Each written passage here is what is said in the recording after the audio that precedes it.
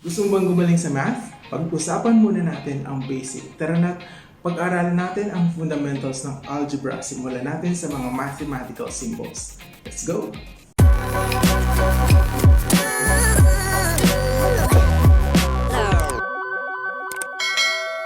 Hi, welcome to Pre-Algebra Series kung saan pag-uusapan natin ang mga fundamentals ng algebra. My name is Adi, nag-upload ako ng mga educational videos gaya nito, kaya kung hindi ka pa nakasubscribe, please subscribe at hit na notification bell na rin para like na updated sa aking mga videos. Napaka-importanting pag-usapan muna ang fundamentals ng algebra dahil ito ang magiging stepping stone ninyo para pag-aralan ang mas matataas pang mga branches ng mathematics gaya ng geometry, trigonometry, calculus at marami pang iba. So, today nga, pag-uusapan natin ang mga mathematical symbols. Kaya huwag na natin patagalin, simulan na. So, umpisa na nga natin ang ating unang lesson sa pre-algebra. Yan ang mga mathematical symbols. So, unahin natin sa plus sign. Alam naman natin yung plus sign na ginagamit sa addition gaya ng 1 plus 1. Pero itong plus sign ay ginagamit din as positive sign. For example, positive 1, positive 2, positive 3, positive 4, and so on. So, ginagamit ito as positive sign. Pero hindi naman kailangan yung positive numbers may positive sign. So, considered na positive naman sila kahit wala silang positive sign. Next naman ay ang minus sign. Ang minus sign naman na ginagamit naman natin, alam naman natin yan sa subtraction. For example, 1 minus 1. So, alam na natin yan. Ginagamit din to as negative sign. For example, negative 1, negative 2, negative 3, negative 4, negative 5, and so on. Pero ang mga negative numbers, kailangan meron silang minus sign sa umpisa para masabi natin silang mga negative numbers. Next naman, ang plus minus sign. Tinatawag din itong positive, negative, yan. Ito naman ginagamit, for example, x is equal to positive, negative 5 or plus minus 5. Ang ibig sabihin nito, ang x ay pwedeng equal to positive 5 or x is equal to negative 5. So, dalawa yung value ng x is pwedeng positive 5 or negative 5. Yun yung concept ng plus minus sign. Next naman, ang cross sign as multiplication sign. Ito yun. So, ito yung ginagamit na, for example, 1 times 1. Pero ito, hindi ito ginagamit sa algebra. Kasi nga, meron tayong tinatawag na, yung kanina, na variable na x. So, hindi natin ito ginagamit para hindi tayo ma-confuse, no? Hindi natin ito ginagamit sa algebra. Pero, ang multiplication kasi ay ang default operation sa algebra. Paano nasabi ito? For example, AB. Itong AB na to, ang ibig sabihin nito na magkadikit na A and B is equal to A times B. So kahit walang operation sa pagitan ni A at saka B, ang ibig sabihin nito A times B. Another example, 2D. Ang ibig sabihin nito is 2 times D. Pero ito, hindi ito pwedeng gamitin sa magkadikit na number. Kasi alam naman natin, for example, 5 and 4. Ang ibig sabihin nito, 54. Hindi naman to equal to 5 times 4, di ba? So, mali yun. So, hindi yung ginagamit. Next naman, maraming pa tayong pwedeng gamitin na multiplication symbol. Gaya ng dot o tuldok. Dot sign. Pwedeng magamit yan as multiplication symbol. For example, 2 times 3. So, yan. Is equal to 6. Another pa na sign ay parenthesis. ito pwede rin itong gamitin na multiplication symbol. Pero ginagamit dito as grouping symbol eh. For example, 2 times 3 is equal to 6. So, ganyan siya gamitin. Ginagamit nitong parenthesis as grouping symbol. For example, itong group ng numbers na to, 2 plus 3 plus 4, parenthesis, no? So, ginagamit natin siya as grouping. Next naman, nasulat mo na ba? Sulat mo din pag may time. Sa brackets naman tayo. Ito ginagamit nito as grouping symbol. Pero for example, sa multiplication, ginagamit ito 2 times 3 is equal to 6. So, ganyan siya. Pwede siyang gamitin as multiplication symbol. Ginagamit din siya as grouping symbol. For example, itong mga numbers na to, ginroup na natin si 4 at saka si 2. Tapos, meron pa tayong 2 sa labas. So, yan. Pwede siyang ganyan gamitin, no? So, next naman ay ang braces. So, ginagamit nito as multiplication symbol. For example, 2 times 3 is equal to 6, no? Pero ito ay ginagamit din as set symbol. For example, set of numbers. Yan. So, ayan. 0 to 1, 2, 3, 4, 5, and so on. So, set of numbers. Ito naman, kapag ganitong set of numbers, itong nasa loob ng braces, ang tawag sa kanila mga elements. So, yun yung tawag sa kanila. Next na multiplication symbol naman ay ang asterisk. No? For example, 2 times 3 is equal to 6. Itong asterisk, yan din yung makikita nyo lagi sa mga computer ninyo or sa mga laptop.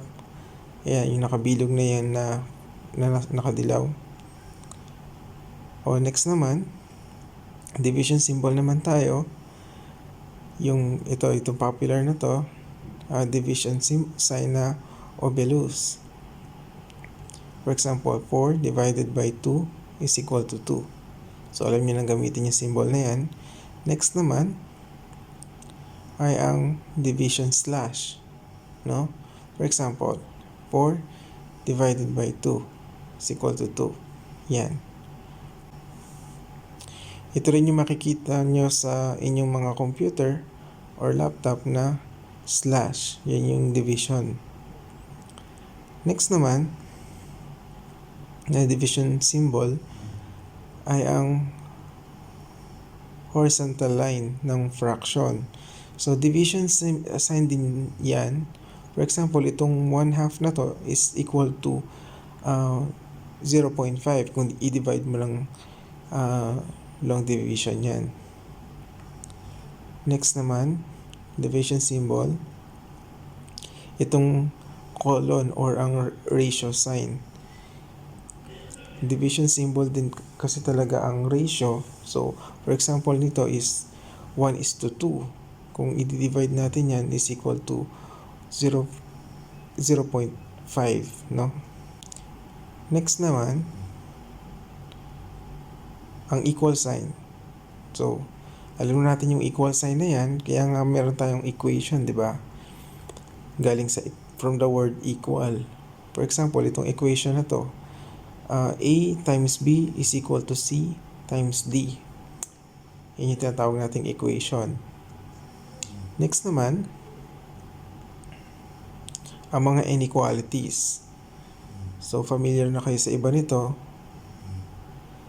Umpisa natin sa not equal sign.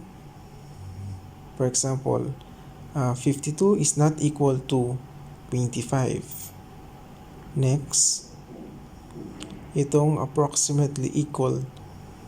For example, itong 1,021,542 is approximately equal to 1 million. Ganun lang yun. So, next naman, itong greater than symbol. For example, 52 is greater than 25. So, next naman, na inequalities, itong greater than or equal to. No? For example, niyan is 52 is greater than or equal to 25. Kasi nga yung 25 is mas maliit. So, 52 is greater than 25. So, pwede itong gamitin, itong greater than or equal ay pwede itong gamitin sa ganitong inequalities. Next naman is 52 is greater than or equal to 52 because equal naman siya sa 52. Next, itong less than, no? For example, 10 is less than 12. Dahil mas maliit yung 10. Next naman, itong less than or equal to. Alam natin yung 10 is less than or equal to 12 kasi nga 10 is less than 12. So, pwede itong gamitin na ganito. Or, 10 is less than or equal to 10 dahil 10 is equal to 10. Ganyan lang gamitin yung mga inequalities. Next naman, ay yung binanggit ko kanina, ang variables. Ang pinaka-popular dyan, itong x or ang y. Pero kahit na anong letter sa alphabet, pwede mong gamitin from A to Z, no? As variable. Itong variable, ginagamit to sa mga unknown, no? Mas tatalakayin natin yan sa mga susunod pa nating mga lessons. Next, ang mga radical signs. For example, itong square root. Example, square root of 25 is equal to 5 because 5 times 5 is 25. So, square root of 25 is 5. Nandiyan ang cube root, no? Example, cube root of 8 is equal to 2 kasi 2 times 2 times 2 is 8. So, cube root of 8 is 2. Next, nth root. So, kahit anong number pwede. So, yung n kahit na anong number yan. Next, example nito, fourth root of 16 is equal to 2. Kasi 2 times 2 is 4, times 2 is 8, times 2 is 16. So, ang cube root ng ang fourth root ng 16 is equal to 2. Mas maiintindihan mo yan kung isusulat mo. So, next naman tayo dito sa mga exponents. For example nito, x raised to the power of 2. Yung 2, yun yung tinatawag natin na exponent. Tapos yung x, yun yung tinatawag natin base number. So, kung ano yung number ng exponent, ganun karami natin i-multiply yung base number. For example, 2 raised to the power of 3. 2 raised to the power of 2. So, dalawang beses natin i-multiply yung 2. So, 2 times 2. Yan yung equivalent niya. Is equal to 4. So, 2 raised to the power of 2 is equal to 4. Another example. 2 raised to the power of 3.